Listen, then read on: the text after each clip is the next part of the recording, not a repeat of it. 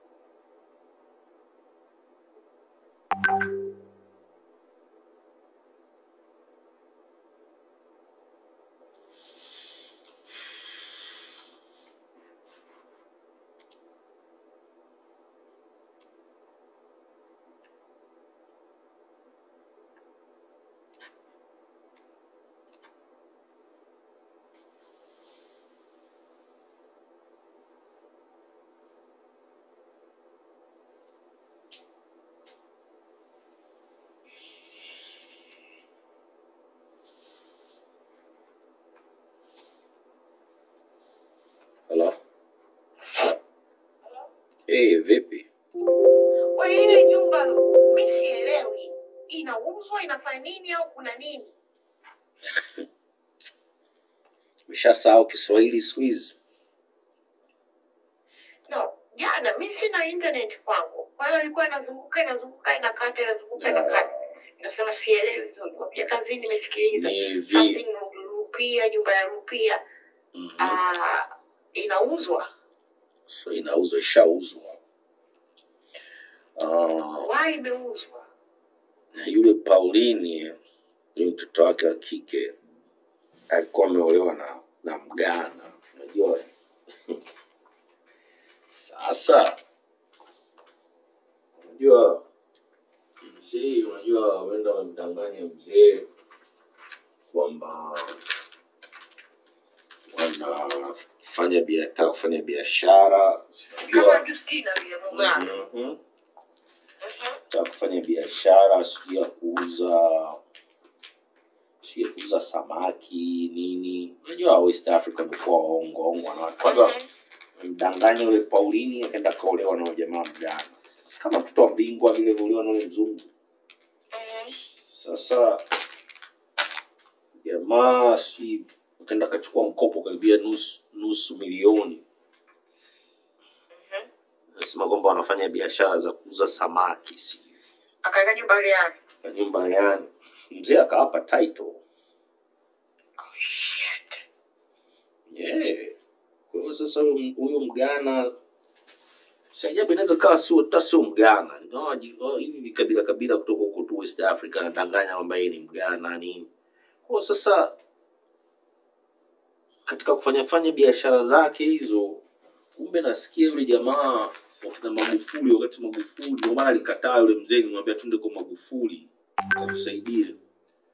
Kumbe sio katika kufanya nini yule Mgana alikamatwa akarudishwa huko alikotoka kwa mume wake utawa Magufuli kuzwa Tanzania. Kwa hiyo kuna maana kwamba kuna biashara anafanya zisizokuwa za kihalali, inawezekana madawa ya kulevya la. Kwa hiyo sasa hakuna hela iliyo hakuweza kurudisha hela. Kwa hiyo sasa benki kaenda ikachukua nyumba hiyo. Ile nyumba ile inafanyika kama saki kwenye harusi ya nani ile? Nafikiri Kwa na Ndio nyumba. harusi ya nani ya yule jamaa yule wa kwanza. Nafikiri ndio hiyo. Sasa nasikia. Kwa sababu naikumbuka ile kona ile nyumba ile. Nyumba nzuri. Imekwenda. Sasa kama sio kutengeneza umaskini kwa wajua. Ngoja. Kwa hiyo Paul pia alikufa hana anything. No. Ile ni moja ya nyumba zake, ana nyumba nyingine ambayo alikuwa anakaa. Hiyo ni nyumba alikuwa anakaa mtoto wake huyo Pauline na huyo Mgana si. Ndio hiyo sasa pia Paul pia ile Masaki. No, ile aliwaachia wao. Aliwaachia wao wakina mtoto wake huyo akike Pauline na huyo Mgana si. Ile nyumba ambayo ilifanyika harusi. Ndio hiyo nyumba inaonyeshwa kwenye video. Watu wanafikia sasa hiyo nyumba ndio ilienda kuchukuliwa. Okay. Hiyo nyumba ndio imechukuliwa hapa kina Paulina huyo mwana msichana. Imekwenda imepigwa mnada. Kwa hiyo mimi nataka kuuliza tu yani Paul pia alipokuwa na hela zile zilishaga zote. Sasa hela hazijaisha. What sehemu gani uelewi? Mzee yule alikuwa ana nyumba 3 Masaki pale. Hiyo nyumba ya kwanza, nyumba ambayo alikuwa akikaa mpaka amefariki, na ana nyumba kule Coco Beach ambapo ndio nataka kuuliza. Mimi nauliza hivi, alikuwa hana hela za kurudisha hizo mkopo? Kwani mkopo ni mkopo? Wewe Stella uje kwangu wewe na mume wako, nikupe title ya nyumba, unaenda kuchukua mkopo, unafanya biashara, alafu mimi ndio niko responsible nirudishe huo mkopo? Au sio mume wako ndio yuko responsible kurudisha? Nisikilize. Wao mimi nakuja hapo kwenye nyumba yako wewe hapo unayokaa hapo. Hapo hapo South Carolina. Nani watu kinaomba mkopo. Unaona nipe hiyo title. Yes, I'm supposed to return hiyo nani. Wewe ndio cosigner. Unaona wanaolipwaga nini magari sio nini hata kama umeandika jina lako wanakuja kuchukua nyumba yako. Hiyo alikuwa na responsible kulipa ni Paul ni kama vile naendesha gari. Wewe umenisaidia ukaweka gari yako hiyo kama mimi naendesha nalipa gari nenda gari nashinda kulipa wanakuja kuchukua, na kama kitu chochote watakuja kuchukua ndani ya kwako.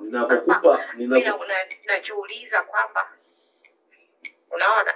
Kwa hiyo a dead where Stella a dead body can pay back the loan. A dead body can pay a loan back.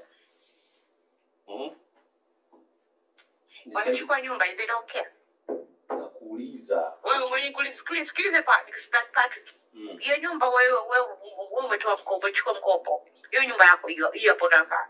Wewe umechukua mkopo. Unaona kwa sababu umechukua mkopo, jina lako ndio liko kwenye ile nyumba, umechukua mkopo. Umekufa. Marekani atakuja kuchukua nyumba wao wataacha kwa sababu umekuchukua. Niulize swali. Wanachukua sikiliza hivi accept uelewi. Sasa uelewi. Mtoto kaolewa. Unaniambia kwamba kama mtu amekufa mkopo no. Mtoto kapewa nyumba na baba akae na mume wake huyo Mgana.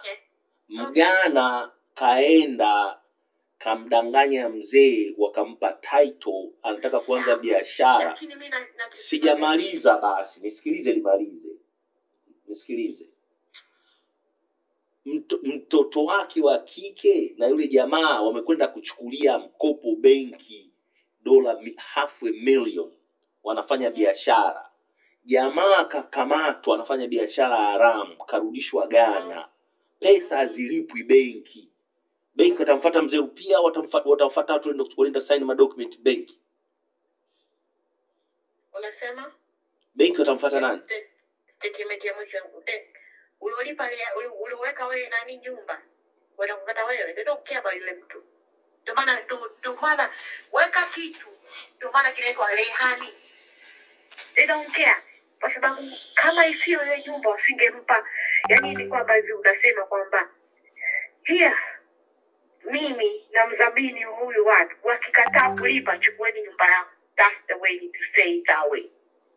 Ndio maana unaweka nyumba, yani mwizi Mzee pige Mzee Msemaga Mzee alimwekea nyumba akijitonyoa. Mzee alimpa kijitonyoa. Subiri, hold on. Hello. Hey. I'm doing fine. How was your night? Alright. Just wake up.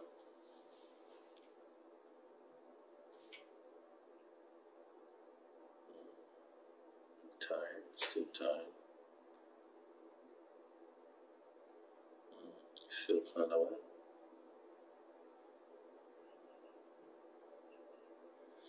Just hectic. I'm still in the office here. Just responding to some emails. First week of the school. Since Monday. This Monday passed. So I have classes tomorrow, Thursday. Yeah, tomorrow day is Thursday all day. I have 4 classes. Yeah. So I teach Wednesdays and Thursday now. Yeah. All day Wednesdays and all day Thursday. Yeah.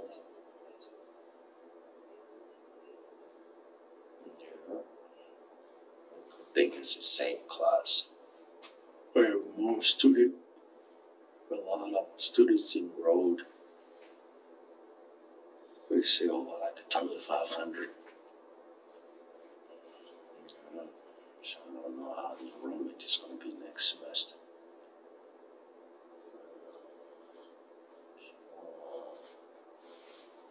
I'm here in the office, responding to email, read a little bit, trying to stay out of trouble,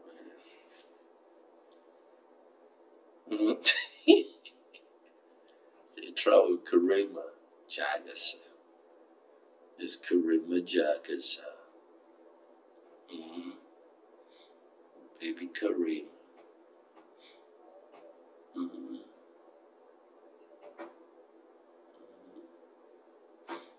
Yeah, I'm glad you called me because Stella's so stupid, man. She's just stupid. I think she don't have to. She's not in her right mind. I sent her a video yesterday. Remember when we were at the beach in Tanzania? Across the street from where we are, Philip uncle had a house there. So the bank took the auction the house because the man died like 4 months ago. His daughter husband, they went to the bank and took a loan, like $500,000 loan. So the bank took the house, and still she's telling me that it was the man who passed away's responsibility to pay for the loan. I was like, you stupid, man. She's just stupid. She tried to argue with me, and I said, I was like, man, and then you start calling me. I was like, I'm glad you just, it's just, she doesn't have no common sense, man. Well, the man handed over the title deed for the house. They went to the bank. They took a loan. The man dead. Yeah. Talk about that's his responsibility for him to return the money to the bank. I say, you fucking. I say, this woman, she's stupid. She tried to bring the argument, and then second, she's telling me that she didn't understand the video. I say, you don't know how to you forgot how to speak Swahili now? She's just a dumb man, acting.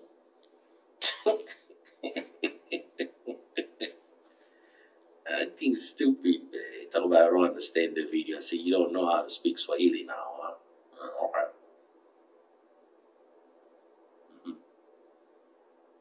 Pretending, man. people are sick. Yeah. So off tonight, or we going to work again tonight? Oh Lord, my baby worked real hard. You play hard, baby.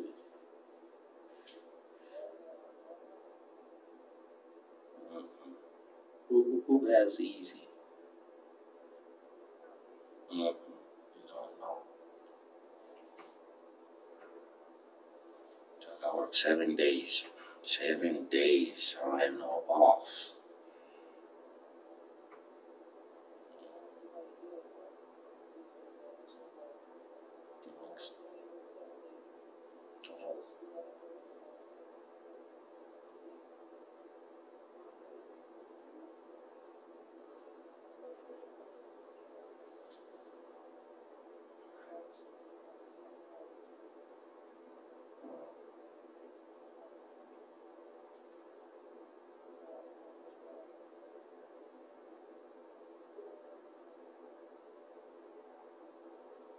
Are you serious, dog?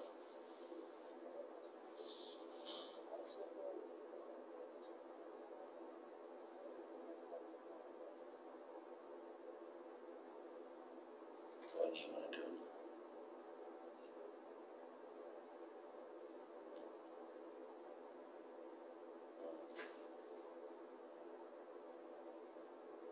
When do you want to do it? When do you want to do it?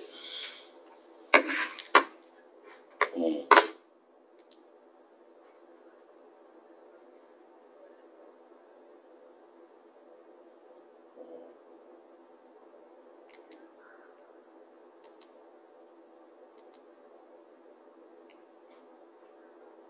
Mm. Who is it? Mm.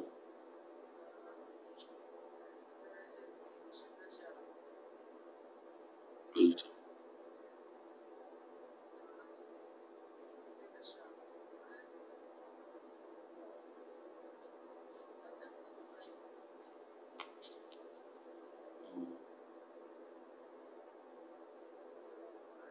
What's going on? What you want, baby?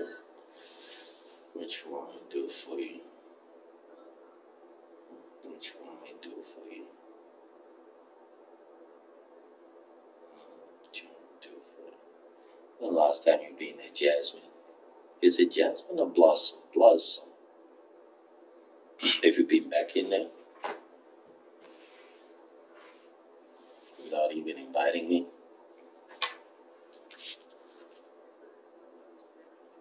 Mm.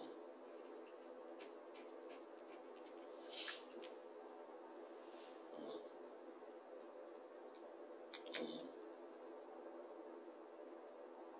Okay. Kind of like craving that, but I'm trying to stay away from the Chinese.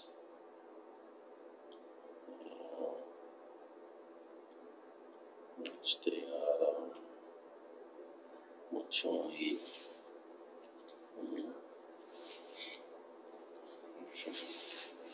Mm.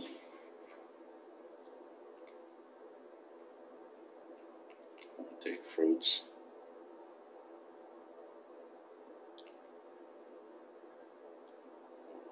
What you want to eat. What you want me to bring you for? What kind of food you want to bring you to work? Mm. What you want me to bring you? Mm.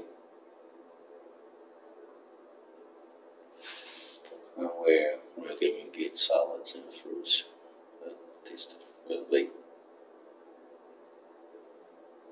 Zaxby. Gosh, she's just pissed me off. She's calling me. I'm not gonna answer her phone, man. No, she's trying to argue about the people. That house is gone. So yeah, I'm not gonna answer her phone. You know, very, very annoying sometimes. try to blame a dead body. Them old man, they tricked the old man. He's rest in peace. His house is gone. You know, and try to tell her that that's not the only one house he has. People are rich, man. Yeah.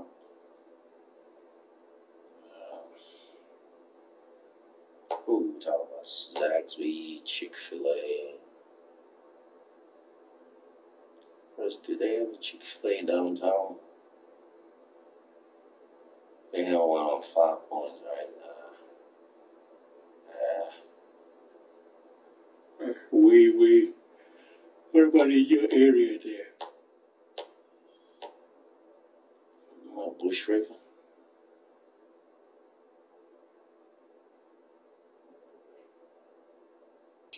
Nah, I don't like that one. It's way good. Yeah, that's like a direction coming to your places, right?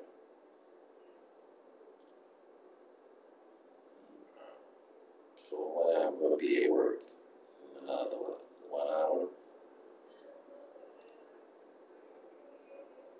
Mm-hmm.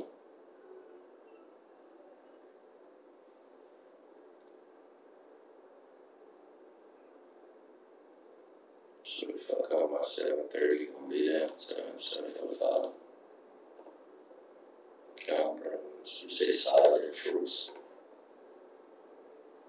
I'll bring something from Chick-fil-A's, right?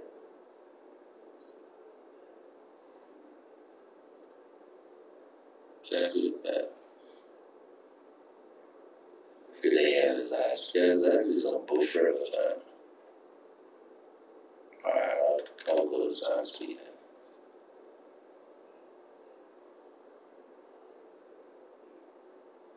Just text me to see if you just be on the safe side. Okay. Text me to agree. Around like I have to leave here. You say you're gonna be at work around 7.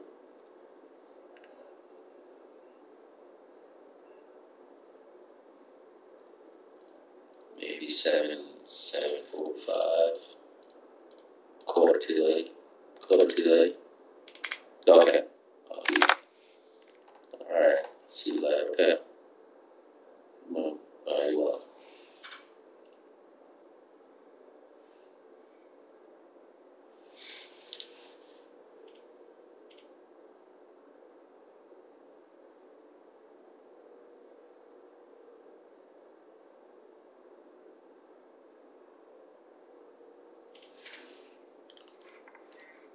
Bwana hii kitu haipo nini? Mbona sioni?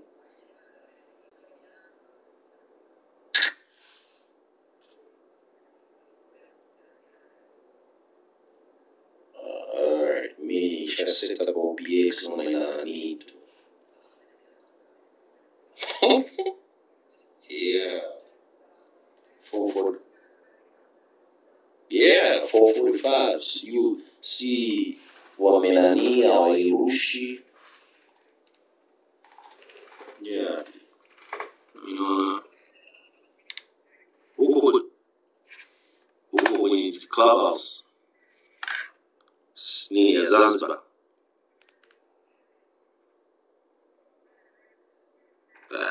Bwana. Okay, mimi nifahamu mambo mengine.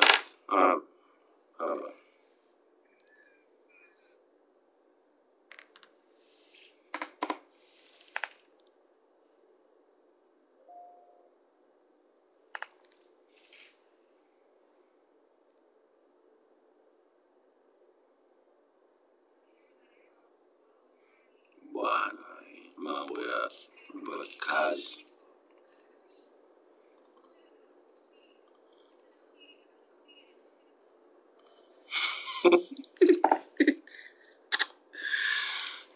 Yeah. Boy, the pee got up there.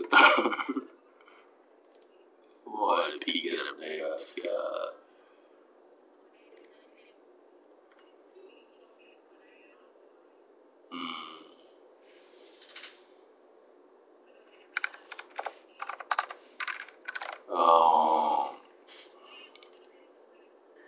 No, me I'm not feeling sorry for anybody. Mimi nachokizungumzia ni kwamba kuna mchezo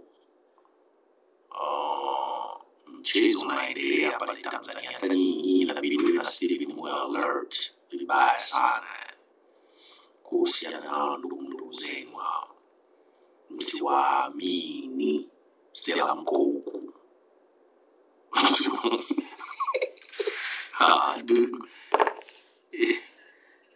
You make your point.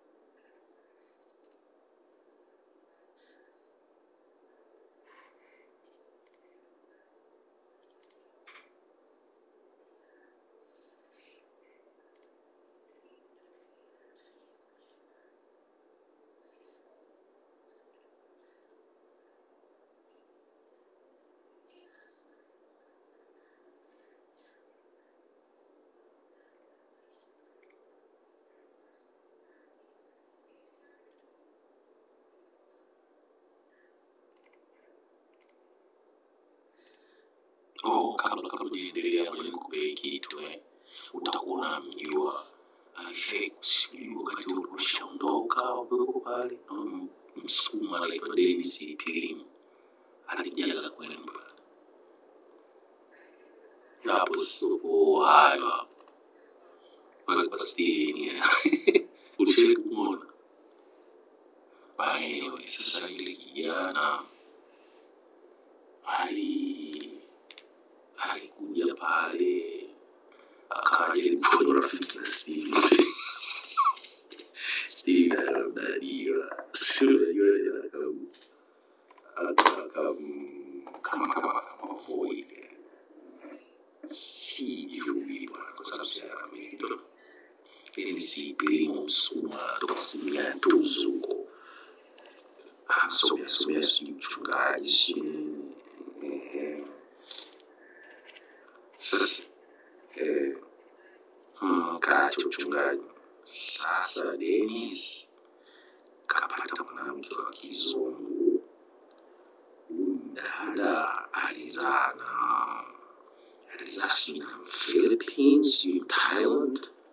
Ni daktari ni anasomea nini practice ni specialist. Sasa katika kutafuta kanisani kakutana na dada atafuta mwanamume wa kumuoa. Sasa wameanza kuongea nini. Sasa kanipigia simu akaniomba mimi advice. Mimi nikamwambia wewe sikiliza. Kama mwanamke amekupenda na yuko serious na ni daktari nikamwambia let me cross check on that. Cross check ni mwangalie that she's a doctor. Naona na home practice yake mwenyewe nini na ana mtoto mmoja. Sasa mimi nikamwambia hivi, nikamwambia wewe usikimbilie kumtomba ile nafia kumtomba, inawezekana Mungu kakupangia wewe. Nikamwambia mzungu akipenda anapenda.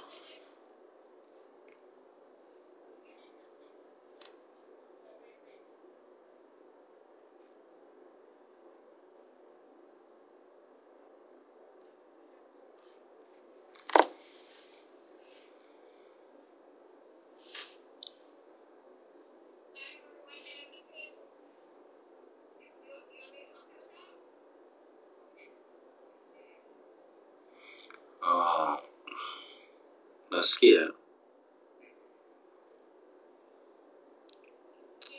Ngoja nikufualie kitu hiki. Sasa nikamwambia hivi, nikamwambia bwana wewe usikurupuke. Kwanza nikamuuliza hivi,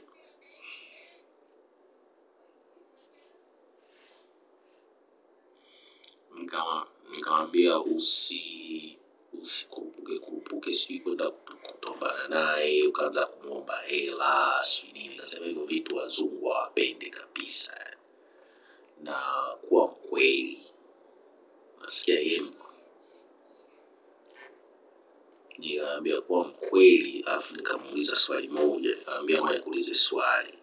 Nikamwambia huyu mama alishakukaribisha nyumbani kwake? Akasema anakaribisha nyumbani kwake, yani kila muda yuko ofisini kwake, tunatextiana nini, kuna text nimekutumia hapo.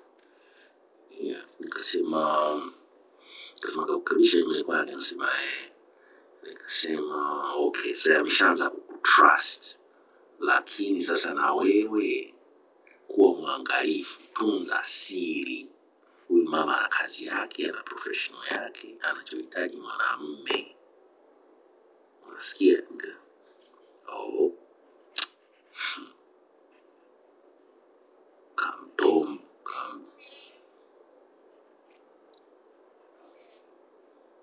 Kaishaanza kumtomba bwana. Si unaona hizo text message hizo hapa? Umeziona? Sasa mimi nimemwambia wewe una makaratasi, oa. Focus kwenye kuoa kwanza. Huyu mama atakusaidia. Labda hiyo ndio ilikuwa bahati nasibu yako kukutana na huyu mama. Anaanza, unajua dokta, sio na watoto nyumbani. Nikamwambia hivyo una kichaa nini wewe? Eti na watoto wawili nyumbani. Unajua watoto wawili nyumbani ni nini? Still. Ana mwanamke nyumbani. Dennis, nikamwambia wewe kichaa nini? Yule mwanamke wako nyumbani atakusaidia nini wewe?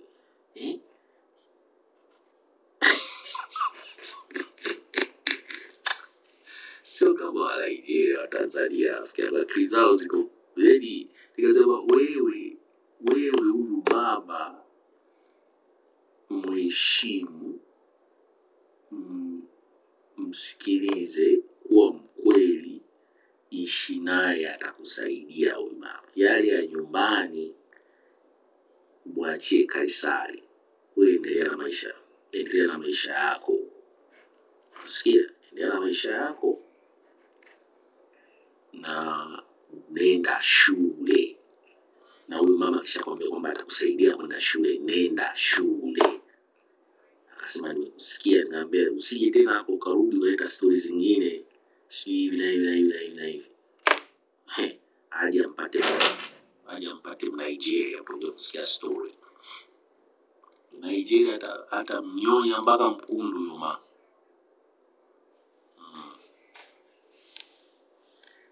Kwa hiyo vitu vingine jana.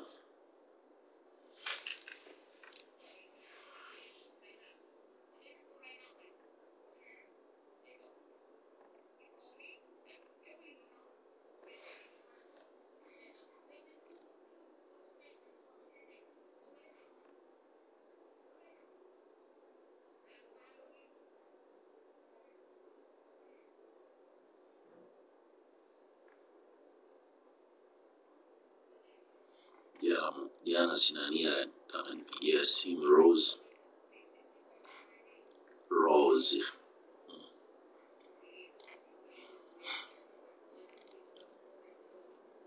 Kusikiliza.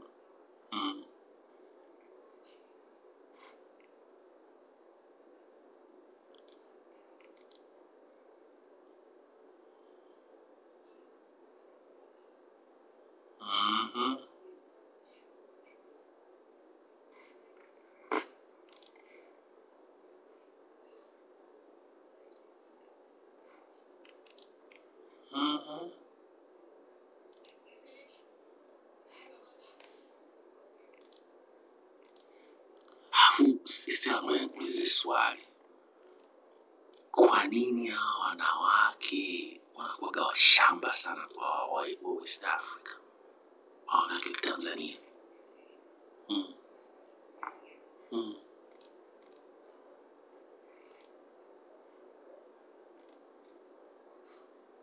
Mm.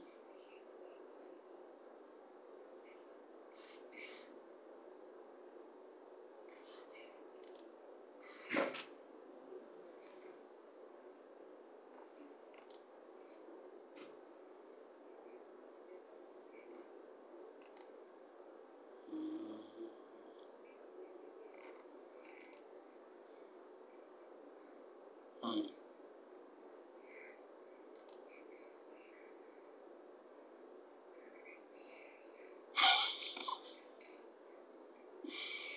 Mm. Mm.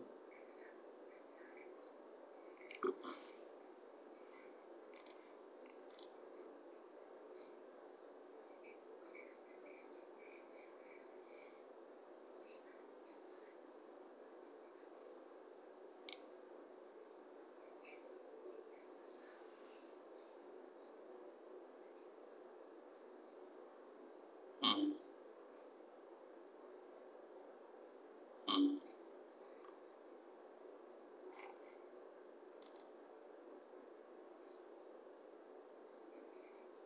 Mm. Mm. Mm.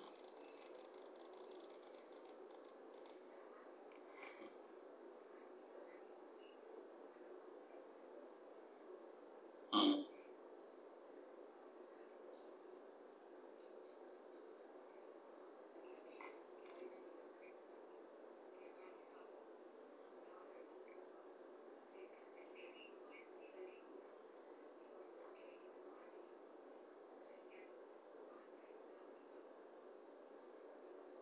Mm.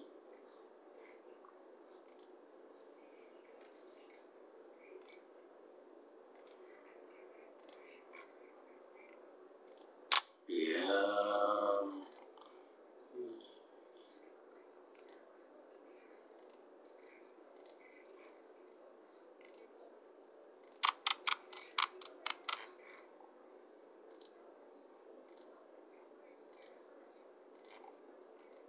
Mm.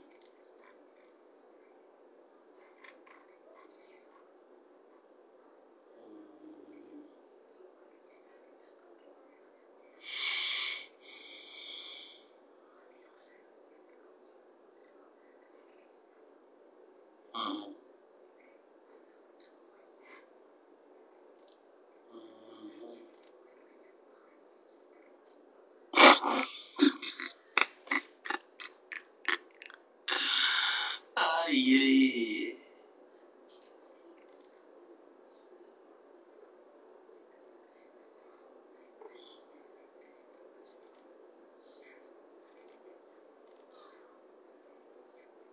Mm.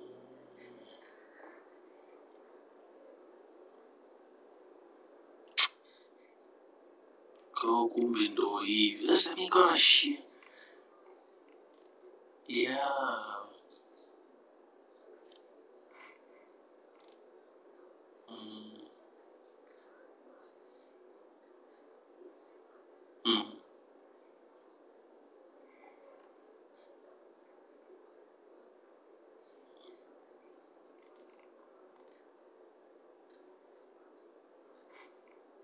Mm.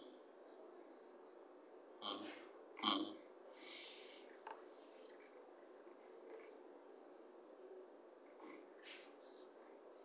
Kuvaa.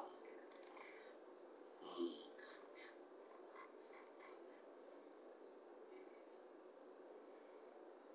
Unajua hata hata leo nilikuwa nakuja kazini nikasema hivi kweli Ima unaweza kuvaa koti la nani vifungo vitatu. Watu watawavai kabisa Swiss. Kasema kachanganya rangi.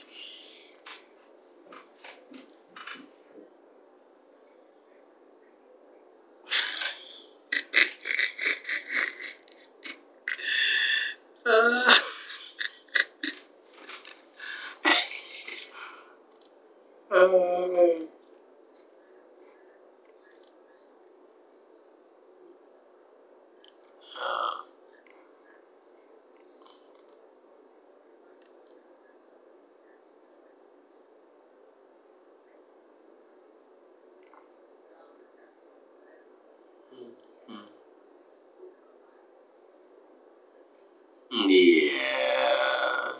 Yani ile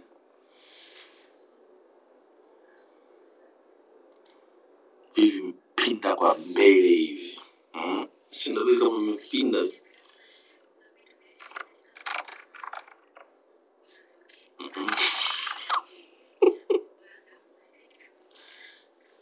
Afu paka nani mafuta na nani. Afu sasa ndio kwa bia sasa kuna huyu jamaa anaitwa Shamsi kalivaa hivyo kwenye ile gala tunaenda na mwindi sasa Shamsi alimuona mwindi ni Mzanzibari unaona akaanza Shamsi si Mzanzibari akaanza kuongea naye sasa mwindi akamwambia mimi siongei Kiswahili akaanza kuongea Kiingereza sasa akamuuliza itakana mtongoza akamwambia bwana mimi partner wangu ni nani ya doctor doctor is my partner anaambia mbona doctor ameoa akamwambia what do you mean doctor ameoa what are you talking about sasa mimi nikarudi akaniuliza who's this guy akamwambia Shamsi asema is he fucking crazy nikamwambia what's going on akaniambia akasema pumbavu wa Tanzania wapumbavu akasema nafikiria wewe Mzanzibari sasa sababu ya wivu Wazanzibari hawataki watu wa bara au watongozi wanawake zao akawa ni anakuambia ni achana na jamaa yani alikuwa anafikiria akasema nikasema nikasema uone hata Wazanzibari kuja hapa hawataki kabisa kuongea na nani na watu wa bara hapo wamejitenga sio Wazanzibari kundi la wanawake Wazanzibari wale pale wale ambao wanaongea nao sasa hivi pale sasa anawaambia msiende kaongea na watu wa bara kama mchezo yao shamba sana akasema angalia viatu alivyovaa makumbazi akasema tunaenda vipi au tunavaa makumbazi kama wewe unavyosema piga sasa si hata mimi nashangaa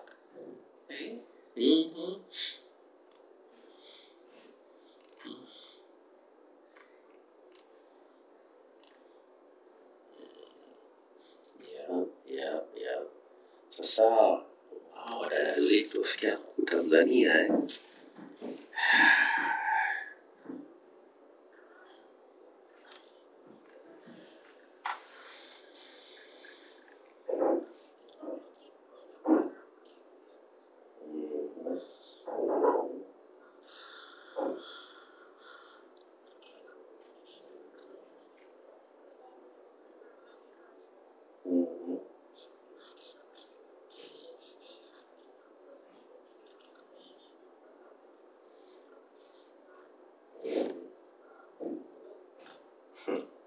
hata mwingine Mkenya na hivyo wanasema kumsema vibaya yule jamaa Diamond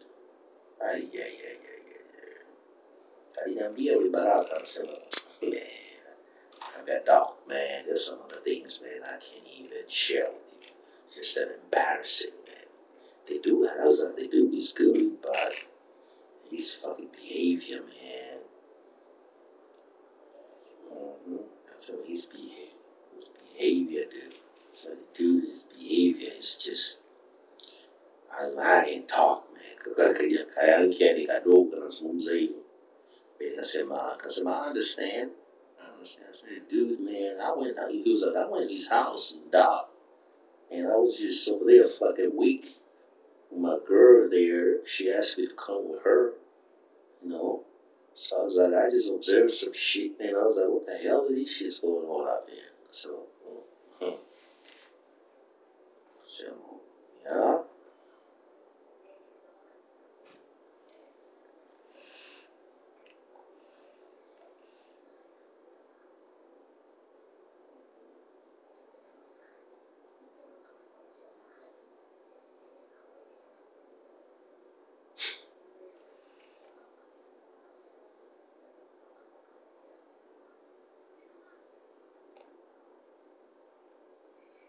Hmm.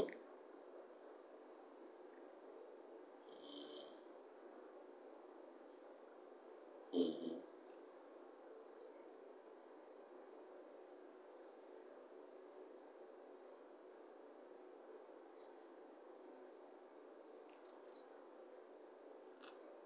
Hmm.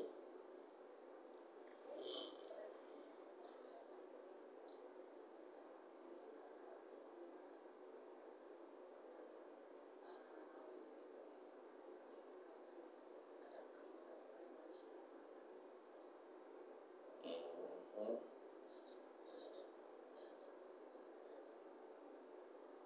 Yani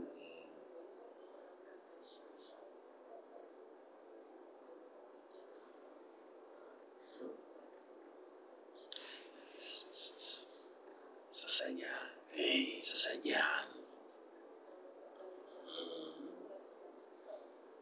sikiliza, sasa jana tunaongea sasa, ule mchokozi Rose sasa hivi Happy New Year, Carlo akanipigia simu, naona kaanza kuongea naye, tukatia story kidogo, nikamwambia nasema nilikuwa kwa DC December, akasema mbona ni December alikuwa DC ile vile, alikuwa sijui wapi, alipa namna ni address pale na nina duka sijui nini DC, nakuja sana. Akasema oh really? Akasema naenda mwisho wa mwezi mwezi wa pili. Akasema njoo DC bwana, nikija nitakwambia uni DC.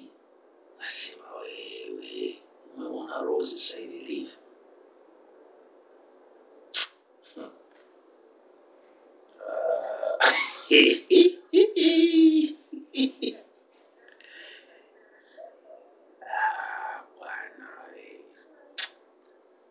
Sasa hivi kashazaa mzee, yani bwelele stera, bwelele ni hata ya tampeleka wapi.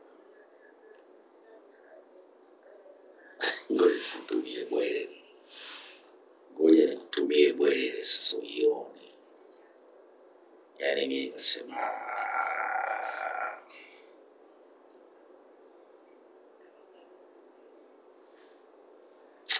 wewe stera wewe.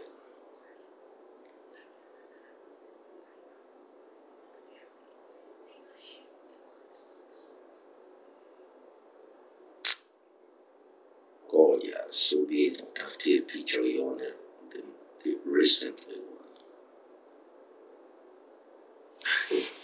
Huyu hapa yuko na bwana wake huyo, basi kama jamaa anamtomba sasa hivi. Ngoja tumia subiri, yani sasa hivi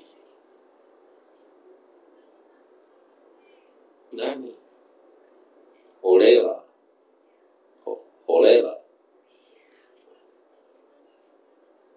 Olela mpaka leo namtomba, nasikia hata akijaga huko anamtomba. Yani ngoja nitafutie picha moja ambayo utasema wewe, yani jana nibembeleza nikijadi, anaenda akijadisia ataniita, nikasema okay. Cha kwanza tunasema ngoja nikaji update na picha. Ngoja nitafute picha nzima.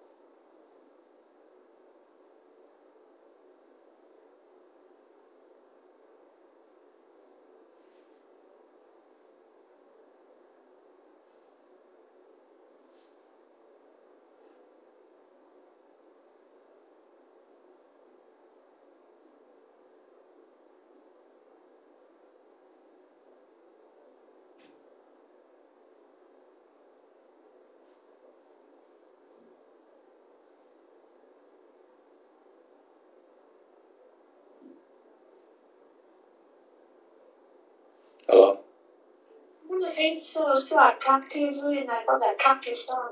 Nakwambia kadhaa, ngoja nitafutie picha yake ambayo utamuona iko huyu hapa sasa hii picha. Kwa maana nilazimisha niende DC. Mimi ningemgonga na pilifani bado hajawa mbaya hivi. Yaani muulize Steven Udenda alikuwa anatoka. Nikamwambia Steven, man, usitishike na hiki kitu wewe. Ni kitu cha kawaida kabisa. Nitumie. Hiyo nyingine sasa iko hii ndo. Tumia picha kadhaa. Jana kanibembeleza usiku, yani kalala tena.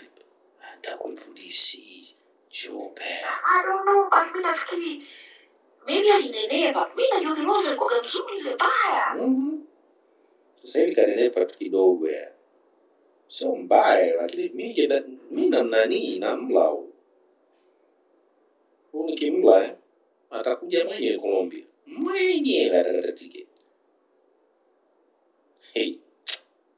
Kanyebe. Mwingine yule. Kanyebia Pat.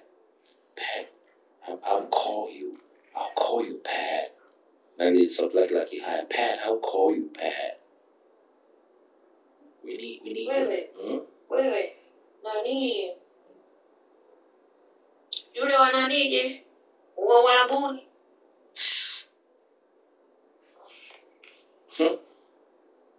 Kanywa maji ya chama. Sitaki hata kumsikiliza anagongwa na yule nani, daktari wa Kikwete. Ndio anamweka Warabuni. Sasa Toto sio baya. Niliona hiyo picha nilotumia. I don't know.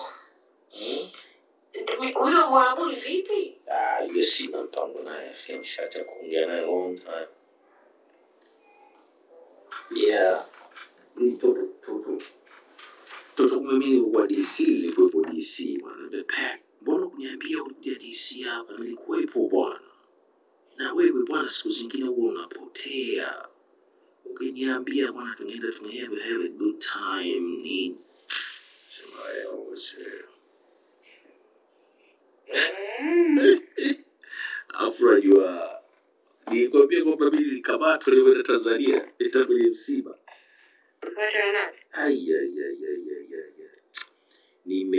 Nimefika tu uwanja wa ndege nenda straight kwa Buloya. Tule mtoto wake yule nani Luka alifariki Nimeenda pale mchana kama 2 o'clock. Nimefika pale bwana. Yupo mama mdogo.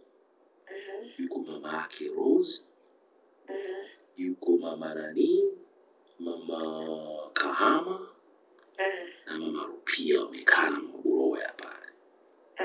Wanalia kina mama ni sasa mimi nasalimia kina mama.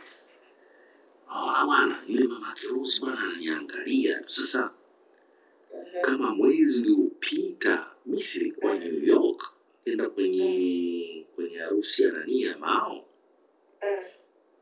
Nikakutana na mama nani na Marwangisa kamsalimia tu pale nini. Nikamwambia mimi nilisoma na Mao. Yeye akasema mimi nilisoma na nani na shangazi zako nini. Basi kaishia.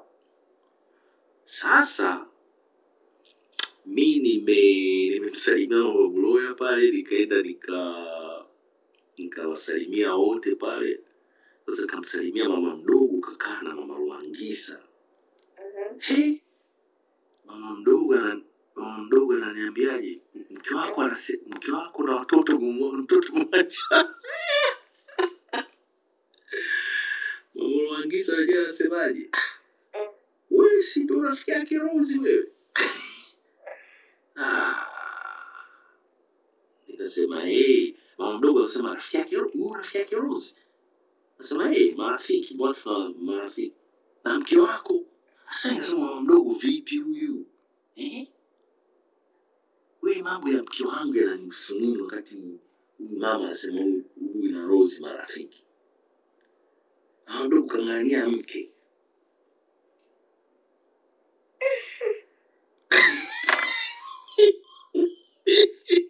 Mimi nilifanya niliondoka pale ndani nikaenda zangu nje, nikasema kuna jamaa ananisubiri nje hapo, nimemwacha mara moja. Kama mdogo anaongea kuhusu mke, sijui nikasema what the hell, man. Shut And if you have a friend, you can have it. If you have a wife, you can have a friend. Yeah. Shut the Hizo kwanza ni mahitaji za Tanzania kibao. There's a guy I'm talking to now. Unaona? Man. Weacha tu. Nikasema hivi vitu sisi. Unasema hivyo? Mama yangu mimi alipigia simu. Yaani mama yangu alipigia simu huyo mvulana ambaye ninaongea naye, ile ni just a friend. Alipiga mpaka yeye na Sandu wakampigia, sio mke wake, wakampigia mama mkwe wake ambaye yuko DC. Mama mkwe akanipigia mimi. But the thing is this. Okay, mama mkwe ananiambia he's a Muslim. He can have 2, 3, 4, 5 wives if whatever he wants.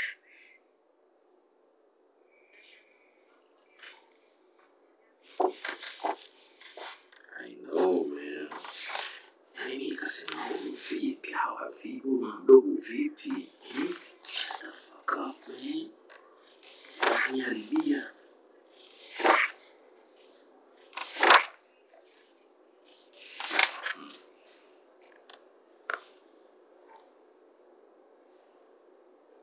Hey, Emily, pick up this phone, man. I'll call you back.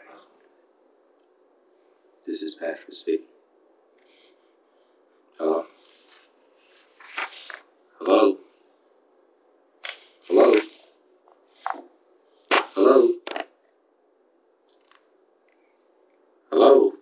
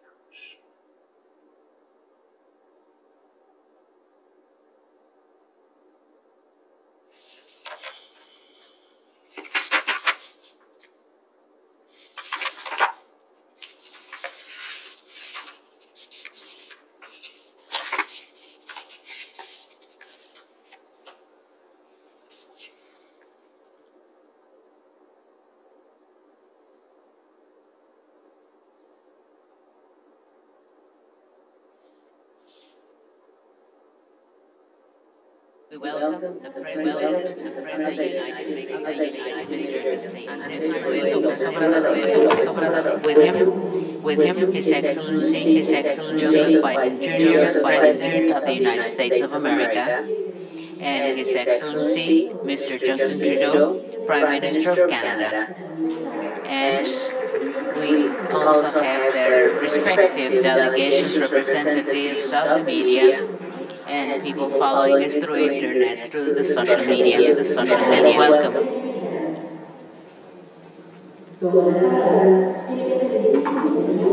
Two presidents and Prime Minister. Joseph Biden Jr., President of the United States of America. You have the floor, sir. Thank you very much.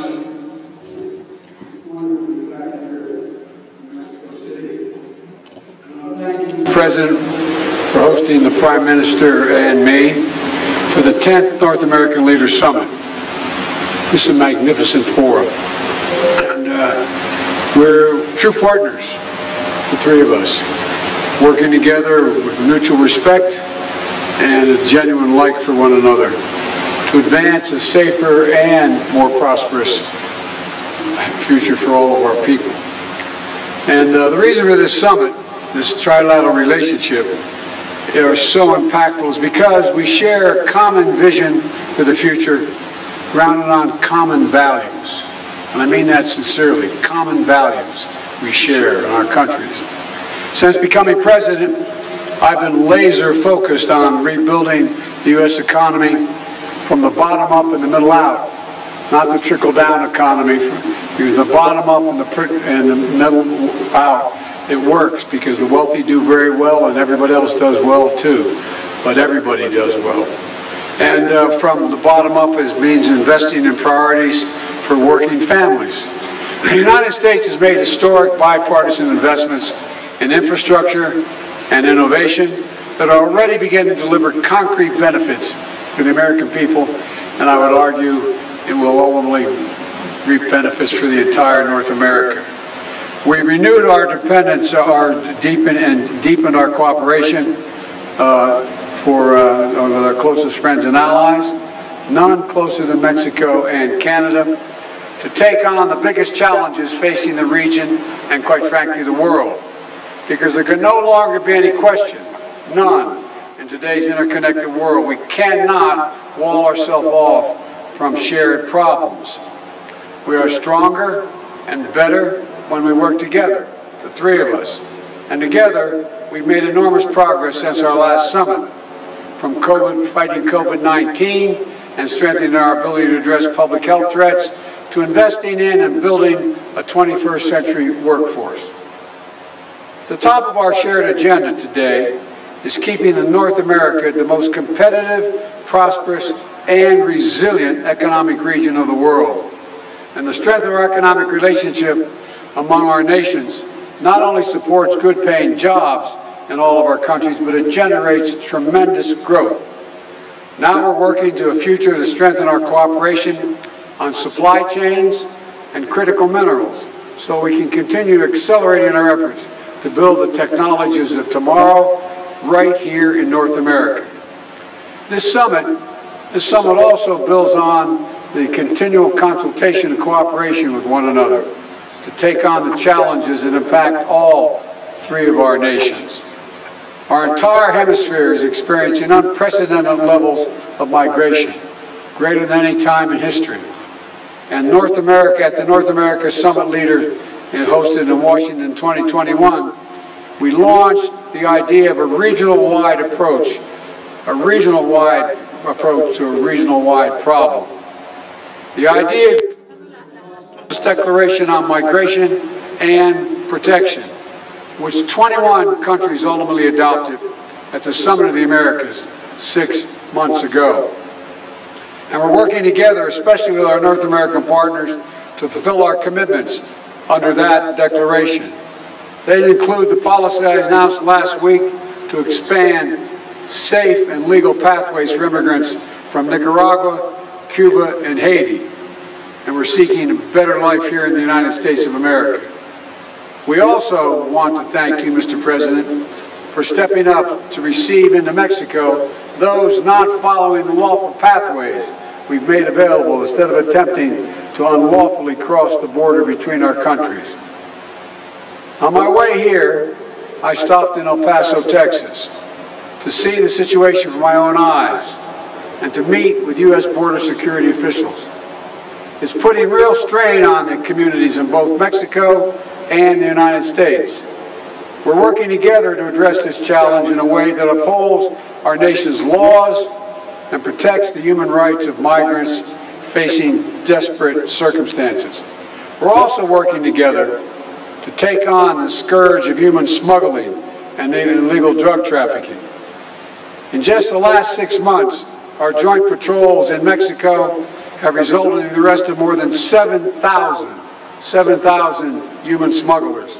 We've seized more than 20,000 pounds of deadly fentanyl at the border. And today, we've discussed how all three of us can continue to deepen and strengthen our shared efforts to cut off the flow of illegal fentanyl, including by tackling the precursor chemicals used in synthetic drugs as we go after the laboratories where they're made and the stash houses where they're stored. We also talked about meeting our commitments to make North America a clean energy powerhouse, and I believe that's within our grasp, and a global leader in addressing the climate crisis. That means working together to promote zero-emissions vehicles, to build charging stations for electric vehicles that are across our international borders. It means exploring shared markets for clean hydrogen, and it means working together to meet our ambitious commitments under the Paris Agreement, including tackling methane and black carbon.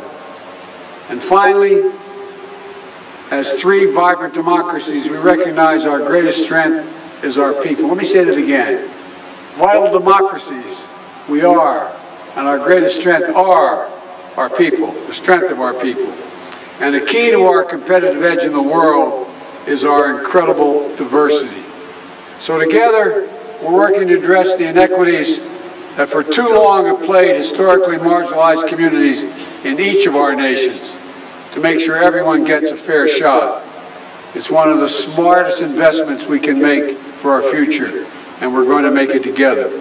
So, Mr. President, Mr. Prime Minister, I'm honored to stand with you today, and I'm grateful to have both of you as partners, and I might add friends, as we work together to realize a shared vision for North America.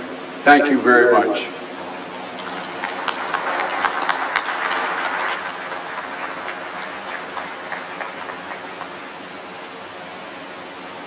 Hace uso de la palabra el excelentísimo. Let's give the floor to His Excellency, Prime Minister of Canada, Justin Trudeau. Good afternoon. Buenas tardes. Hello, good afternoon. Oh, mi amigo, thank you for having us here in Mexico City. President Biden, my friend, thank you for all your hard work and your valuable insights in today's meetings. As a continent, we are unique. We are three large democracies committed to freedom, human rights, equality, and creating real opportunity for everyone. We share deep ties as friends and trading partners. Au cours des 30 dernières années, during these 30 years, the economies of Mexico, US, and Canada have become closely tied because of NAFTA. This trade agreement helped our economies grow and created millions of good employments, and the trade amongst our borders drew investors from the world over. Now, competitive in the world. It makes sense why. Combined, we are home to 500 million people. We have an extraordinarily strong innovation ecosystem. Our combined GDP is larger than that of the European Union, and as leaders, we are all dedicated to driving economic growth that supports the middle class and those working hard to join it. These are all foundations of a strong and resilient continental economy. People remember what happened just a few years ago when the certainty of this partnership was in question. Investors, businesses, workers, and citizens all worried about what would happen. When free trade is at risk, that isn't good for competition in the global market. Thankfully, the belief in free and fair trade won the day. We renegotiated and we got an even better deal. To put it simply, we are, and always will be, stronger together. The world today is facing a lot of uncertainty, with the rise in authoritarian leaders causing global instability and the high cost of living putting stress on families at home. It's important that we come together as leaders and as friends to look at ways to make our economies more resilient. Today we discussed how we can build reliable value chains on this continent for everything from critical minerals to electric vehicles to semiconductors. This is good for workers, good for consumers, and good for communities across our countries. La COVID-19 nous a montré COVID-19 showed us the importance of supply chains and economic resilience, the importance of being prepared, being ready to face a new pandemic and try to prevent it. Today, we spoke about a way to improve our cooperation in the realm of health services in order to be ready to intervene. We further, through our work to build a clean economy, things like clean energy, including hydrogen, manufacturing zero-emission vehicles, and encouraging more people to adopt them. This is an enormous opportunity for workers and for business. We should all be part of climate action. Government and private sector should work together to attain the 2030 goals and objectives. These goals are not only about reducing pollution to get to the Paris objectives. They have to do with our engagements to preserve 30% of our lands and oceans in 2030. In COP15 in Montreal, Canada, convened the countries around the world, and we reached a historic agreement to preserve and protect nature. This is essential for the health of the economy. Mexican and American friends committed so strongly to protecting clean air, clean water, and a brighter future. Canada is also pleased to see all three countries take steps towards building a more diverse, equal, and inclusive society. A society where there is opportunity for everyone, where women and girls are politically and economically empowered, including Indigenous women and girls, where the benefits of growth are felt by workers and families across the economy.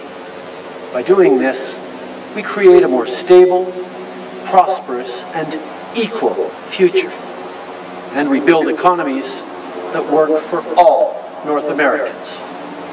We made progress on a lot of different things today.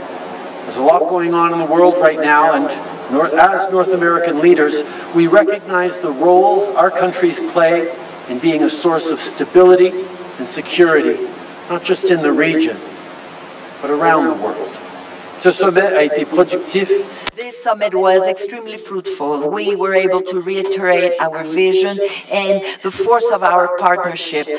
Coming year, I look forward to hosting you both in Canada for the next North American Leaders Summit. Thank you. Merci. Gracias.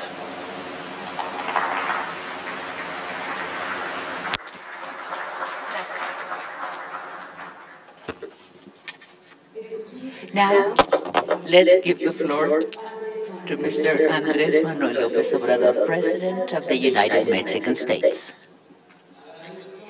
I want to thank, in a very sincere fashion, the participation of President Biden and the Prime Minister of Canada, Justin Trudeau,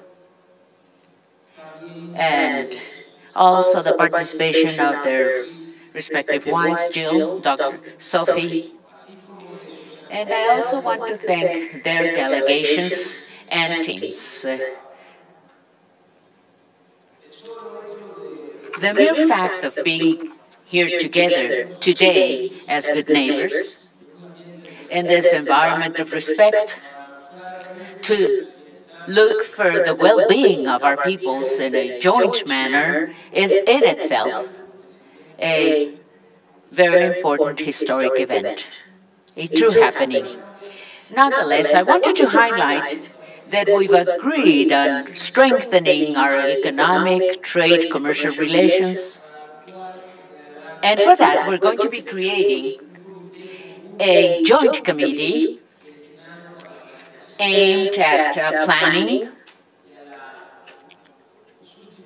and substituting imports in North America so that we may try to be increasingly self-sufficient in this part of the world, and to turn development cooperation into a reality, as well as the well-being of all the countries of our continent. We want that to be a reality. The United States, Canada, and Mexico will propose, each one of those countries will be proposing 4 members for the formation, for the creation of this task force, of this committee of 12 specialists that not only know this issue we are going to be working on, but they will also have our absolute trust to motivate, to persuade, and invite the business community, workers, public servants of all 3 governments, and to convince them about the importance, the transcendence of being united in North America, and for us to be able to seek from here on this unity in everything we do throughout the American continent. On the part of Mexico, in this group, we are going to be represented by Foreign Minister Marcelo Ebrard, Rogelio Ramírez de la O, Finance Minister of Mexico, Raquel Buenrostro Sanchez, who is the Secretary of Economy, and Alfonso Romo Garza, who represents the business community. He's an independent businessman, Mr. Romo is. And we also discussed, as a priority issue, economic, commercial, trade integration, as I have already expressed, of the entire American continent, and the well-being of the peoples, and the new relations of cooperation, leaving behind interventionism,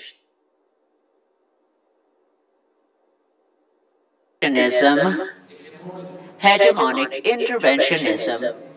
Let me do a set-aside here to express my acknowledgement, my recognition to Prime Minister Trudeau and President Biden for the way which has been so solidary, in which they've acted, in which of democracy. Our support for President Lula of Brazil. We have to, together, we have to be able to accomplish all this. Everything that President Biden just said, we have to be able to accomplish this. That is an equal footing for us to be treating each other as good neighbors, economic allies, and as friends.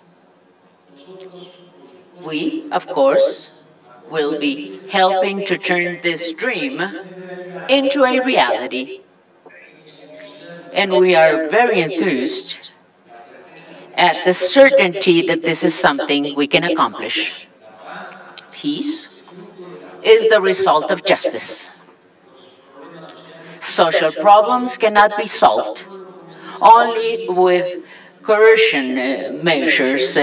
We should always attend to the scourge of violence and the migration phenomenon with an approach, humanitarian approach of opportunities for the well-being of everyone. People are good by nature, and it's circumstances that sometimes make it necessary for someone to take the path of antisocial behaviors. We have seen this in Mexico and also in our sister countries, the countries of Honduras and El Salvador, for instance. In our country, in Mexico, since corruption is not allowed and the budget is used for development and supporting the poorest sectors of our population, today we not only have jobs, employment, we have seen reductions in violence, we have less migration as well. And we've also tempered frustration. And what we can see is this flame which is alive. I'm talking about the flame of hope. Peace is the fruit, it is the result of justice. The Central American case is exceptional. With just few resources, we are helping producers in communities in Honduras and El Salvador, so that they can grow their land, so that they can grow their crops with technical assistance, support, and basic income. And in those towns where we are applying those actions, particularly the program we call Sembrando Vida, which means sowing life, and Youth Building the Future program, we've not just seen a reduction of people wanting to migrate to the United States seeking opportunities of better living conditions and jobs, but for many young people of those countries, crime has stopped being the only possibility of survival and the only way to move forward in life. The migration issue, as many other issues, as discussed in a very broad fashion, and we reached important agreements among the three countries for the benefit of our peoples, as you will be able to see, as you will also be able to know, through a communique, a joint communique that we have that will be provided to you immediately. Finally, I want to thank Prime Minister Justin Trudeau for his extraordinary and fraternal program that consists of granting temporary working visas for laborers, workers. This program is already benefiting 25,000 men and women, 25,000 Mexicans. This is a path to follow that is orderly migration. Prime Minister Trudeau is a great ally of Mexico. President Biden, I want to thank you sincerely for maintaining with Mexico a relationship of cooperation,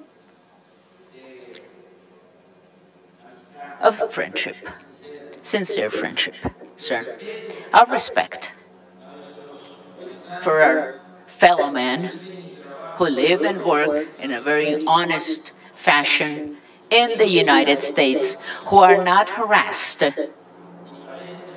They're not suffering rates, as it unfortunately it used to happen in the past. We have said this, and I repeat it today. I insist on this. You, President Biden, You are the first president of the United States in a very long time that has not built not even 1 meter of wall. And that, we thank you for that, sir. Although some might not like it, although the conservatives don't like it, in a very special manner, I also want to say that I have requested, in a very respectful manner, of President Biden, I have requested on insisting, and I know that this is not a simple issue or matter, but it's a fair and very just matter. And that's why I'm proposing it. That's why I'm mentioning this. And also because I fully trust President Biden. I've asked President Biden to insist before the U.S. Congress to regularize the migration situations of millions of Mexicans who have been in the States, working, living in the United States, and contributing to the development of that great nation, which is the United States of America. I have reaffirmed that President Biden is a man with convictions, who maintains principles, ideals to guarantee, to ensure, as many others, men, women, in the United States and throughout the world. And the Statue of Liberty never, never, ever should become a symbol, a void, an empty symbol. Let me conclude by saying that my professor, great poet, Carlos Pellicer, my master, my teacher in 1930, he said that the wish of freedom, of liberty, is the biggest fruit that has materialized, that is in the heart of humans. To be doing that, we have to be free. The sentiments of justice are the children of freedom, of liberty. Never, ever being slaves will we be able to be just and fair. Thank you very much.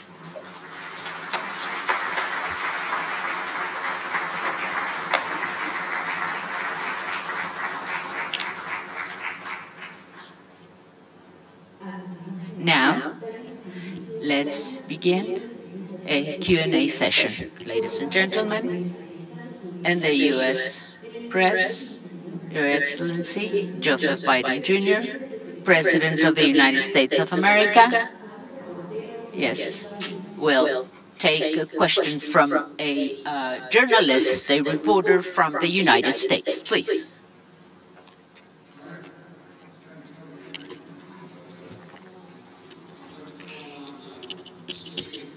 Estaba teniendo problemas para escuchar. Sí, por favor, Associated Press. Sí, señor presidente. Sí. Estamos hablando, ustedes mencionaron la seguridad.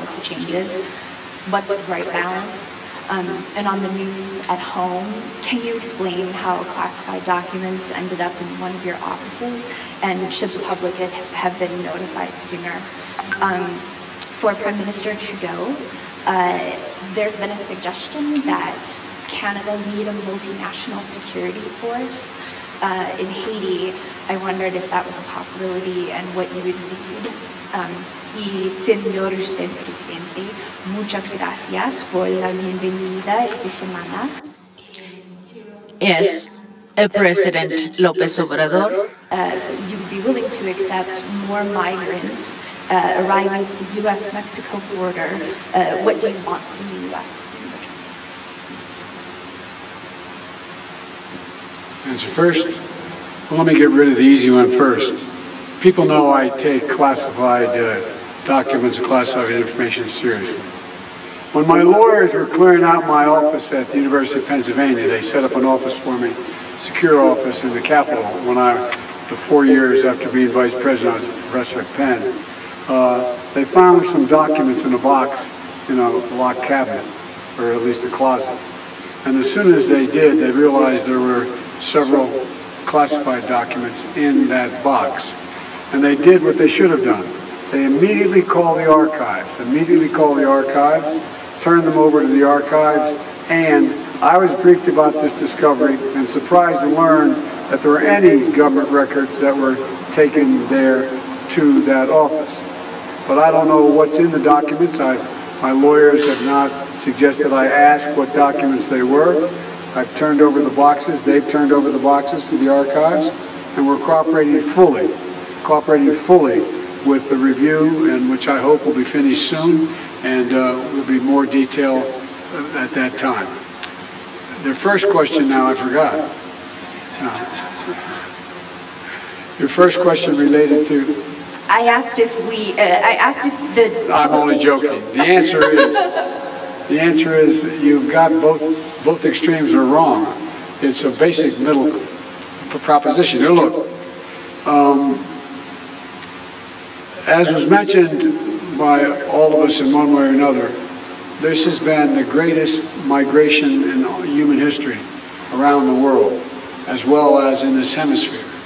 And when I got elected, the first major piece of legislation I introduced was to reform the immigration process, to make it more orderly, to make sure people have access under the law. And so what we found out, and not just in my visit to El Paso, but before that, we found out is that our Republican friends and few Democrats are very critical of what's going on at the border, but yet refused to even look at the detailed document I submitted for the Congress to consider to reform the process completely. And so number one, right now a majority of our migrants are coming from 4 countries: Venezuela, Cuba, Haiti, and Nicaragua. And we're expanding the very successful parole program we had with regard to Venezuela to Cuba and to Nicaragua and to Haiti to provide safe and orderly and humane processing for people fleeing those countries to come to the United States and claiming seeking asylum. This is going to reduce the number of people illegally trying to cross the border. Venezuelans were trying to enter the country, that has dropped off dramatically, because we've allowed them to go directly to whatever country, the first country they go to, directly contact the United States, make sure that they make their application, showing that they do a background check, they in fact have access to a sponsor, and that they've been examined. And that way they're able to come through ports of entry. And it's dropped off, I'm going to make sure I get the numbers right, dramatically from 1,100 persons trying to enter per day to 250 a day. I've asked and I want to thank the President of Mexico for agreeing to take up to 3,000 people back that don't meet this criteria. Because look, right now, the cartels make a lot of money, which they use for drug trafficking as well. People have to make it through jungles and a long journey to the border, and many are victimized, not only in terms of what they have to pay, but victimized physically in other ways. And so we're trying to make it easier for people to get here, opening up the capacity to get here, but not have them go through that god-awful process. We're going to continue our efforts to address the root causes of migration, to help people stay in their home countries. I've asked the Congress for $4 billion to provide for that. We've also had our Vice President provide for private donations of over $3 billion to make sure that people, look, all of you know, all of us in the United States are immigrants. Mine go all the way back to the Irish famine, but the point is all of us have been immigrants. And one of the things that comes across fairly clearly is it's not like people sit in their home city, county, town, and say, I got a great idea. Let's sell everything we have. Give it to a coyote, go through some jungles and a long path up to the United States, smuggle us across the border, drop us in the desert, and won't that be fun in a country we don't even speak the language? We can do more than merely just make legal immigration more streamlined, but we can also do it by preventing people from wanting to have to leave in the first place, by helping their communities, in fact, better their circumstances. And so I hope, and by the way, my proposals are supported by the Chamber of Commerce, by the American Labor Movement, which is an unusual coalition, and a whole range of people. The point here is that my Republican friends in Congress should join us in the solutions. And the one last point I'll make, and I'm sorry to go on so long, but we spend a lot of time talking about it, is we have to increase the technological capabilities of the border, both to intercept illegal drugs and other contraband, as well as people being smuggled across the border. We have now the ability to use, and some of you have seen them, I know you have, I'm sure, these trucks that ride alongside of a tractor trailer. It's like a giant x-ray machine, and it can determine what's inside that tractor trailer, and thousands cross the border every day in legal commerce. And so we're allowed to determine whether or not there are fentanyls in there, drugs in there, people being smuggled across the border. We're going to provide significantly more of those vehicles for the people to be able to determine at the border what is coming across legally and illegally. A lot more to say, but I probably already said too much. Thank you.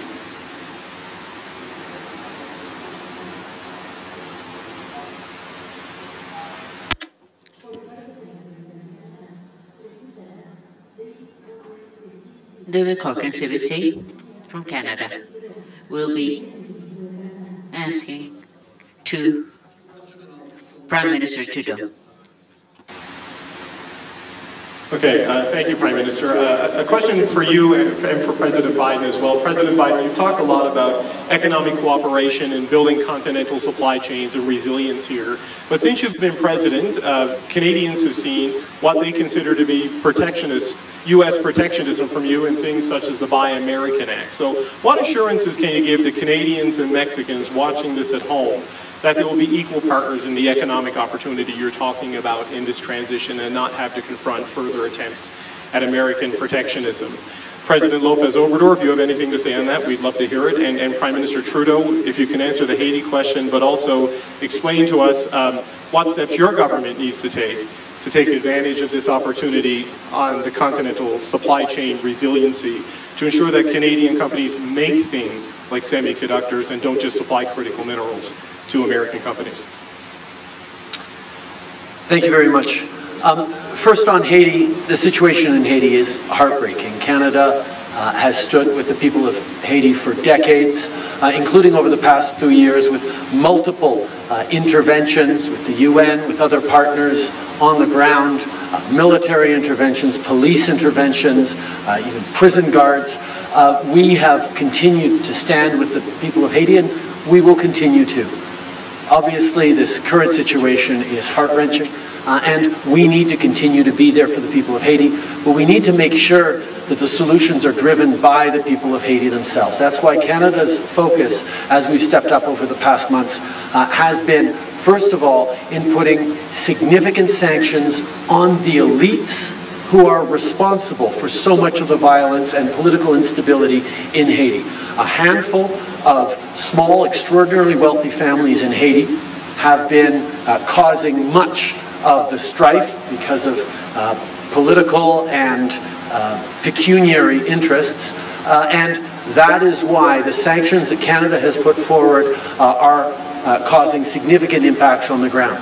We're also moving forward with significant supports for the Haitian National Police, including with armored vehicles that the Americans have stepped up on as well, to ensure that the police is able to stabilize the situation on the ground. Obviously, there's much more to do. We've sent down a group of interlocutors to work both on the political side, but also to liaise directly with the security officials on the ground so that we can be responsive in immediate ways to what is needed for the Haitian National Police to get a better control and ensure greater stability for the people of Haiti.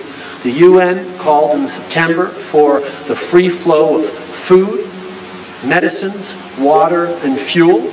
Much of that has started again. It's still not where it needs to be, but we're going to continue to lean in on ensuring that that happens.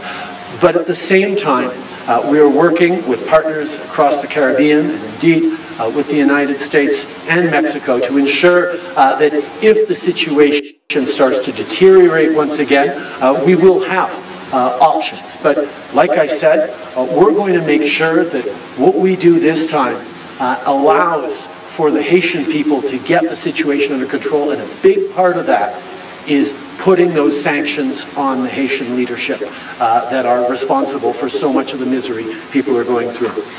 In regards to the continental supply chain, that was at the center of our conversations throughout this North American Leaders Summit. The idea that we already work extraordinarily well together with NAFTA, but there's so much more we can be doing at a time where supply chains around the world are under increasing stress, and significant economic actors around the world are becoming less reliable as partners and less desirable as partners in building the technologies and the energy futures that we want.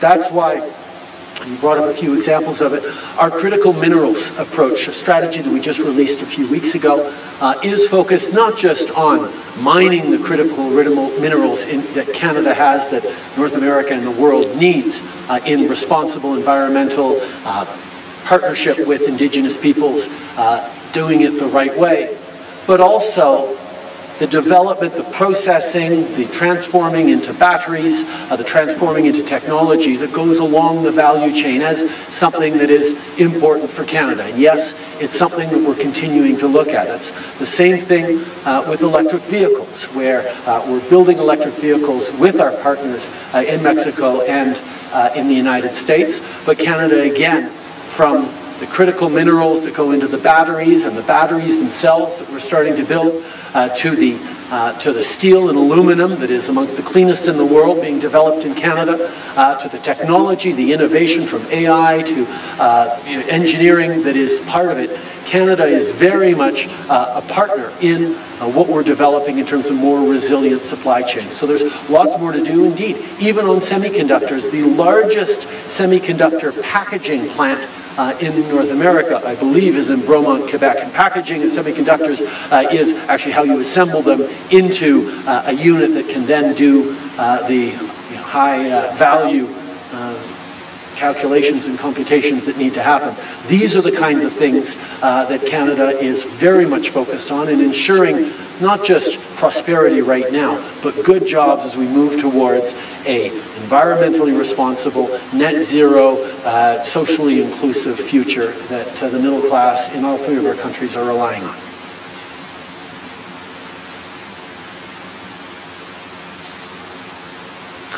Oui, brièvement en français.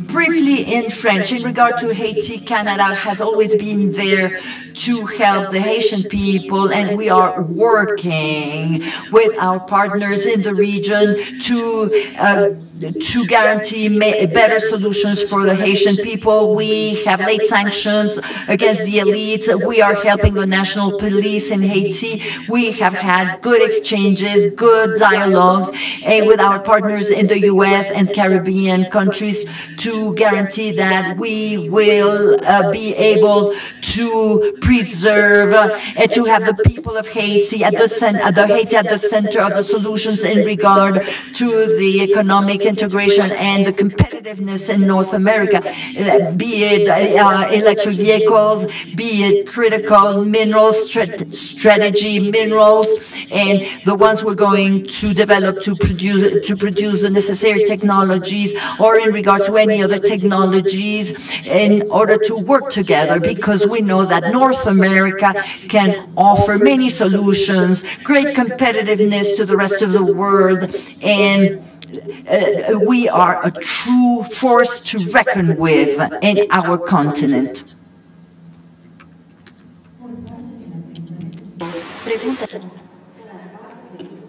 Sarah Pavlov of the Formula Group will pose a question to the constitutional president of the United Mexican States. Yes, good afternoon, presidents, prime minister. And we have a few questions for President Biden. I know that recently you announced the United States will be receiving citizens from Venezuela, Haiti, Cuba, and Nicaragua. What is the time frame? And are you thinking of expanding the number of people you will be receiving? And is this some other nations could be included? And what is the amount in technological improvements the United States? And for President López Obrador, how will Mexico be prepared to receive all the migrants the United States will be expelling from its territory? And the new migration center in the southern part of Mexico, what is it all about? And then after this 10th summit, are we going to be seeing changes in migration policies and the way migrants are being treated? And finally, this is for President Biden, fentanyl. What concrete actions are you going to be implementing? What's the impact of the detention of Ovidio Guzman, because the cartel of the Pacific is one of the main fentanyl producers? And finally, another question on energy sector consultations. President Biden, Prime Minister Trudeau, did you discuss those discussions about the USMCA, the TEMEC? Very well. We did speak about migration in a very broad manner. Of course, there is cooperation with the U.S. administration, and at the same time, we have the commitment to protect migrants. What President Biden has proposed is absolutely true. If migrants cross our country, and in some cases they also go through other countries in Latin America to arrive in the United States, migrants are facing so many risks when they do that. Starting with the fact that they are victims of the traffickers, the smugglers, the human traffickers, known as the coyotes or polleros. And they charge migrants a high amount of money to take them northbound. Now, those polleros or coyotes have networks, and at the same time, they hire trailers, truck trailers. The box of the trailer, they can transport up to 300, 400 people. So constant accidents are taking place on the highways of Mexico, the roads of Mexico, unfortunately. And the worst of it all is that many migrants are being kidnapped by criminal groups, by criminals. They're being murdered. And this is very sad, very painful. That's why I'm speaking about protection. What we want is an in-depth solution. We've always said that people, just as President Biden said, people do not leave their towns, their countries, their families because they like to do it. This is not a pleasure for them. They do it because of the needs they have. This is a necessity. We've always said we have to look at the root causes of all this. We have to try for people to be able to work and be happy where they were born. where their relatives, their customs, their traditions, their cultures are. And we need to invest for that. We need to invest in development of the countries with more inequality and poverty. Because migration has to be an optional thing, not a forced situation. However, in the meantime, because we're of course doing everything we can to accomplish this, Mexico, with just a few resources, is helping. I have already mentioned that. We are working with communities in El Salvador and Honduras. We're going to be starting this in Guatemala and Belize as well. However, we do need to promote development even more and well-being to ensure guarantee opportunities for those that are forced to migrate and leave their communities. We are not thinking of building any center in the southeastern part of Mexico, any migration center. We're not thinking of that. What we do is help with shelters, with healthcare services, with food services as well. That's the way we help migrants. And we do celebrate the fact that the U.S. administration has made the decision rather to have an orderly migration flow. In the case, for instance, of our Venezuelan brothers and sisters, and I understand that this plan will also be extended, will be expanded to benefit other migrants, other countries.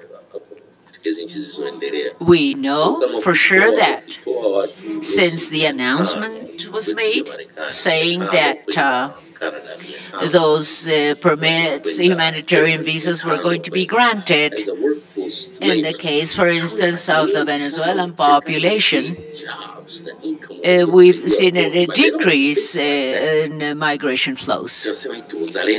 People crossing Mexico to migrate.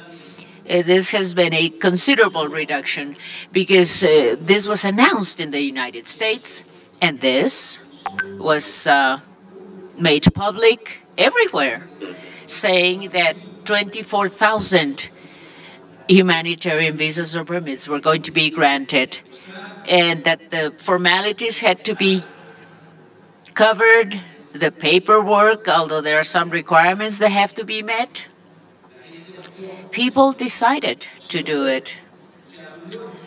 So what happened was that a new path has been opened. It didn't exist before.